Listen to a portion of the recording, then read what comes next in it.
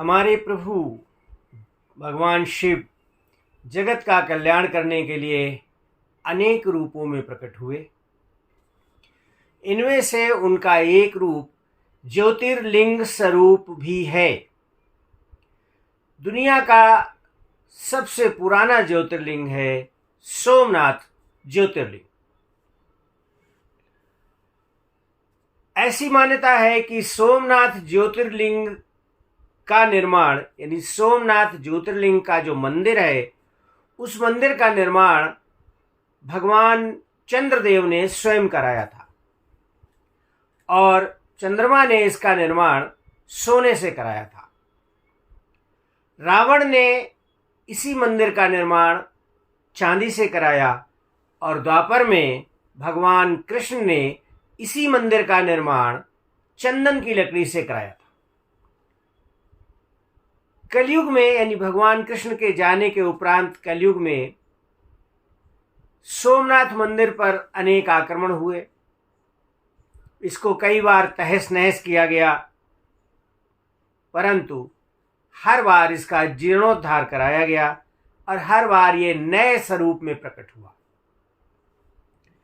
वर्तमान सोमनाथ मंदिर का निर्माण 1950 में हमारे तत्कालीन गृह मंत्री सरदार वल्लभ भाई पटेल ने कराया था।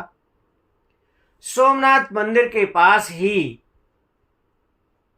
भगवान कृष्ण ने अपने शरीर का त्याग किया था और यहीं से स्वधाम गमन किया था। इस ज्योतिर्लिंग के प्रादुर्भाव के संबंध में शिव पुराण में एक कथा आती है। उस कथा के अनुसार दक्ष की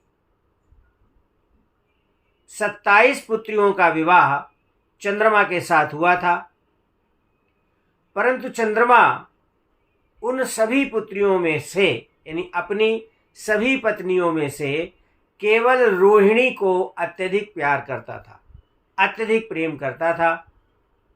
इसकी शिकायत दक्ष प्रजापति की पुत्रियों ने अपने पिता दक्ष से की।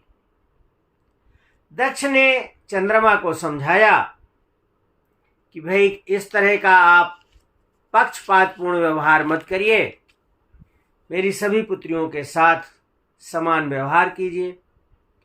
चंद्रमा ने दक्ष के समक्ष तो कह दिया कि हाँ ठीक है, मैं ऐसा ही करूँगा, लेकिन रोहिणी के प्रति जो उसका आकर्षण था वह कम नहीं हुआ। एक बार पुनः दक्ष की पुत्रियों ने अपने पिता से शिकायत की। दक्ष ने क्रुद्ध होकर के चंद्रमा को श्राप दे दिया, क्या त्वं क्षयी भव, तुम्हें क्षय रोग हो जाए। चंद्रमा को श्राप मिला। देवताओं में हाहाकार मच गया कि भाई ये तो बड़ा गलत हुआ है, चंद्रमा को श्राप दे दिया है, क्षय रोग का श्राप लग गया है, अब चंद्रमा का क्षय हो जाएगा। सभी देवता ब्रह्मा जी के पास गए। ब्रह्मा जी ने कहा ठीक है, कोई बात नहीं है, अगर इनको क्षय रोग का श्राप लगा है तो ये भगवान शिव के महामृत्युंजय मंत्र का जाप करें और वो भी प्रभास क्षेत्र में जाकर के करें। प्रभास क्षेत्र में जाकर के भगवान शिव के महामृत्युंजय मंत्र का जाप करें। ब्रह्मा की बात सुनकर के चंद्रमा प्रभास क्षेत्र गया और वहां भगवान शंकर के महामृत्युंजय मंत्र का जाप करने लगा। चंद्रमा की तपस्या से प्रसन्न होकर के भगवान शिव ने कहा, वरदान मांगिए, मैं तुमसे प्रसन्न हूं। चंद्रमा ने कहा, हे प्रभु, अगर आप मुझे वरदान देना ही चाहते हैं तो आप मेरे इस क्षय रोग को दूर कर दीजिए। भगवान शिव ने कहा कि दक्ष प्रजापति के द्वारा जो श्राप दिया गया है वो पूरी तरह से तो समाप्त नहीं हो सकता है, लेकिन हाँ उसमें मैं थोड़ा सा बदलाव ला सकता हूँ।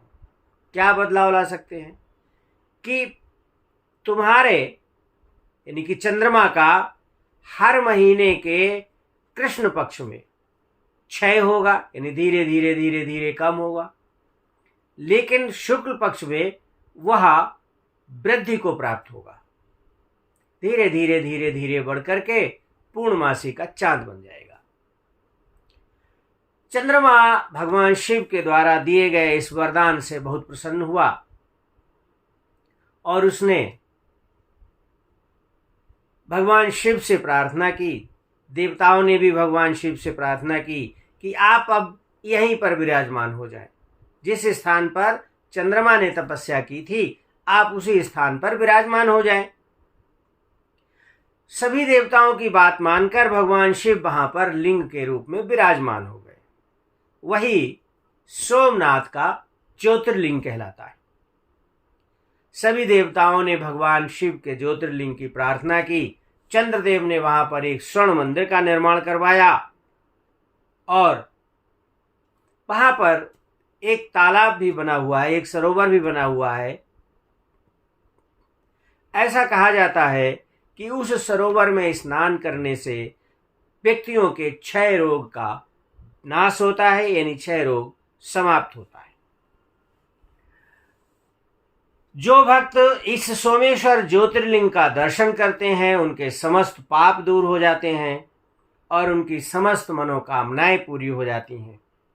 सोमलिंगम नरो दृष्ट्वा सर्व पापात् प्रमुच्यते लब्ध्वा फलम मनोभीष्टम मृतः स्वर्गम समीहते। जो व्यक्ति सोमनाथ के ज्योतिर्लिंग का दर्शन करेगा उसके सभी पाप दूर हो जाएंगे, उसकी सभी मनोभिलाषाएं पूर्ण होंगी और मृत्यु के उपरांत वो स्वर्ग को प्राप्त करेगा। जय सोमनाथ, जय जय सोमनाथ।